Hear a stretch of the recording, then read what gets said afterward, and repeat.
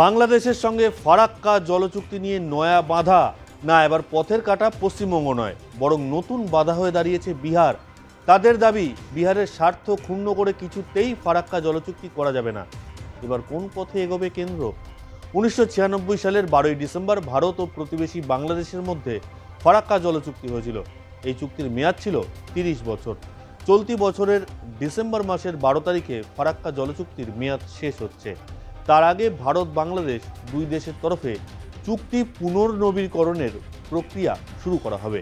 তবে এই চুক্তির পথে বাধা হয়ে দাঁড়াচ্ছে বিহারে বিজেপির জোটসঙ্গী তথা নীতিশ কুমারের দল জেডিইউ।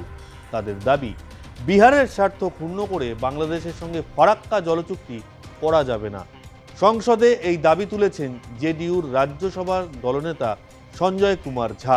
জেডিইউর দাবি, একসময় হুগলি নদী এবং কলকাতা বন্দরে পর্যাপ্ত জল সরবরাহ নিশ্চিত করতে ফারাক্কা ব্যারেজ তৈরি করা হয়েছিল, কিন্তু এর ফলে বছরের পর বছর ধরে বিহারের বিস্তীর্ণ এলাকা জলশূন্য হয়ে পড়েছে।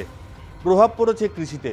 ফলে বিহারের অনুমোদন ছাড়া ফারাক্কা জলচুক্তি সম্পন্ন না করার দাবি উত্থাপন করেছে বিহারের শাসক শরিক দল। देखिए, फरक्का ट्रीटी 1996 में जब यूपीए सरकार थी, गुजराल जी प्राइम मिनिस्टर थे, उस समय किया गया। और जो गंगा का पानी, फरक्का का पानी जो है वो बांग्लादेश को देने के लिए, अब उसके वजह से खास करके बिहार में लीन फेज में पानी नहीं रहता। पूरा साउथ बिहार में ड्रिंकिंग वाटर का प्रॉब्लम हो गया, वाटर लेवल नीचे चला गया है। नॉर्थ बिहार में ही ड्रिंकिंग वाटर, आप बिलीव नहीं कर सकते हैं, जहां बाहर लोग जानते हैं, लेकिन नॉर्थ बिहार में दरभंगा, मधुबनी जैसे एरिया में वहां भी ड्रिंकिंग वाटर का पानी नहीं मिलता है। अब 2026 में ये ट्रीटी का टाइम खत्म हो रहा है, नवंबर में, दिसंबर में। हमने भारत सरकार से आग्रह किया है, प्रधानमंत्री जी से विशेष आग्रह है कि इस ट्रीटी को रिन्यू नहीं किया जाए दोबारा। Indo Bangladesh Farakka water treaty जो है वो देश के इंटरेस्ट में नहीं है, और खास करके बिहार के इंटरेस्ट को कंप्लीट कॉम्प्रोमाइज करता है, और हम लोग बिल्कुल उसके खिलाफ हैं। फरक्का वाटर ट्रीटी दोबारा रिन्यू नहीं हो, यही आग्रह किया। আপনার পুজো পৌঁছে যাক বিশ্বের দরবারে। প্রতি বছরের মতো এবারও আর+ নিউজ নিয়ে এলো শারদাঞ্জলির সেরা সম্মান 2026। অংশ নিতে সকাল 10টা থেকে সন্ধে 6টার মধ্যে সরাসরি যোগাযোগ করুন আমাদের অফিসে, অথবা কল করুন 9836323248 এই নম্বরে। শারদাঞ্জলি শুধুমাত্র আর+ নিউজে। এদিকে গত মঙ্গলবার ভারতের বিদেশ মন্ত্রকের মুখপাত্র রণধীর জয়সওয়াল বলেন, ভারত বাংলাদেশের মধ্যে 54টি নদী রয়েছে এবং একটি যৌথ নদী কমিশন আছে, যা একটি দ্বিপাক্ষিক ব্যবস্থা। গঙ্গা জলচুক্তি নিয়ে যে কোনো আলোচনা আমাদের দ্বিপাক্ষিক ব্যবস্থার অংশ হিসেবেই অনুষ্ঠিত হবে বলে জানান Randhir Jaiswal. Kunal, a question regarding Ganga Water Treaty. Now, there are 54 rivers that are shared between India and Bangladesh. And there is a joint rivers commission, which is a bilateral mechanism, and there are several technical level structures as well, which support discussion between the two sides on water issues. And any discussion on Ganga water treaties also will be held as part of the bilateral mechanism that we have in place. কি রে, তোর বেশ rash হয়েছে দেখছি। হ্যাঁ রে, কি করবো বলতো, র্যাশগুলো কিছুতেই কমছে না। অনেক কিছু ইউজ করলাম তবুও কমছে না। তুই এম্বার গৌরীদেবী হসপিটালসে দেখাতে পারিস, ওখানে ভালো এক্সপিরিয়েন্স ডার্মাটোলজিস্ট আছে। গৌরী দেবী হসপিটাল, রাজবাঁধ, দুর্গাপুর। যোগাযোগ 8001003333, 8001113333। ফারাক্কা বাঁধ এবং ভারত বাংলাদেশের জলবন্টন চুক্তিতে কি হয়েছিল তা দেখে নেওয়া যাক।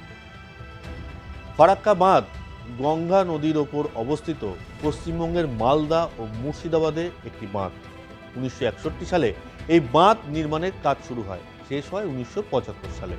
সেই বছর 21শে এপ্রিল বাঁধ চালু হয়। ফারাক্কা বাঁধ 2240 মিটার লম্বা। এই বাঁধ নির্মাণে 1 বিলিয়ন অর্থ সাহায্য করেছিল সোভিয়েত রাশিয়া।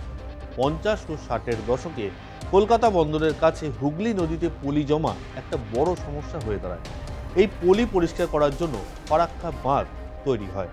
1971 সালে বাংলাদেশ স্বাধীন হওয়ার পর গঙ্গার জলবন্টন নিয়ে ভারতের সঙ্গে আলোচনা শুরু করে। 1974 সালের 16ই মে তৎকালীন প্রধানমন্ত্রী ইন্দিরা গান্ধী এবং বাংলাদেশের প্রধানমন্ত্রী বঙ্গবন্ধু শেখ মুজিবুর রহমান ফারাক্কা পয়েন্টে গঙ্গার জলবন্টন নিয়ে একটি যৌথ বিবৃতি দেন। 1996 সালে ভারত বাংলাদেশের মধ্যে ফারাক্কা জলবন্টন চুক্তি সম্পাদিত হয়। চুক্তিতে বলা হয়েছে নদীতে 70,000 কিউসেক বা তার কম জল থাকলে দুদেশ সমান সমান জল ভাগ করে নেবে। জলের পরিমাণ 70,000 কিউসেক থেকে 75,000 কিউসেক হলে 40,000 কিউসেক জল পাবে বাংলাদেশ, অবশিষ্ট জল পাবে ভারত। আবার নদীর জলের পরিমাণ যদি 75,000 কিউসেক বা তার বেশি হয় তাহলে 40,000 কিউসেক জল পাবে ভারত, অবশিষ্ট প্রবাহিত হবে বাংলাদেশে। চলতি বছরের ডিসেম্বরে এই জলবন্টন চুক্তি শেষ হচ্ছে।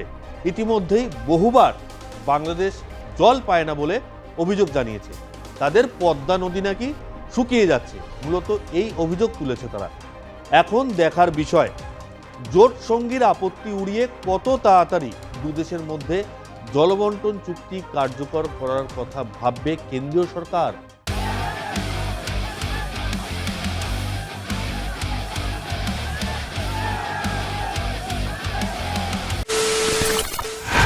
খবরের নামে প্রতিদিন সন্ধে আপনার ড্রয়িং রুমে কি শুধুই চিৎকার চেঁচামেচি খেয়ে আসে? বিতর্কের নামে চলে গালাগালি আর কাদা ছোড়াছুড়ি। এবার সময় পরিবর্তনের, কারণ আমরা কান ফাটানো চিৎকারে বিশ্বাস করি না।